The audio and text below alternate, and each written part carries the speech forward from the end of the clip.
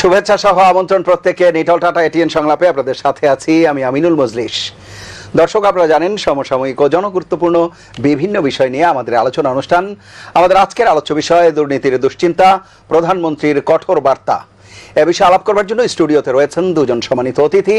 আমাদের সাথে রয়েছেন রাজনৈতিক বিশ্লেষক জনাব সুভাষ সিংহ রায় এবং রয়েছেন জাতীয় প্রেস ক্লাবের সাবেক সাধারণ সম্পাদক ইলিয়াস খান।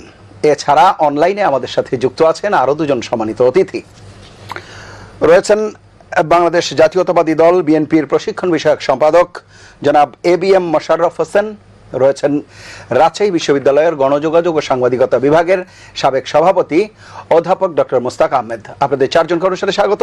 প্রিয় দর্শক, আপনারা যারা অনুষ্ঠান দেখছেন, আশা করছি পুরো অনুষ্ঠান জুড়েই আপনাদেরকে সাথে পাবো। আপনাদের জ্ঞাতার্থে জানিয়ে রাখি,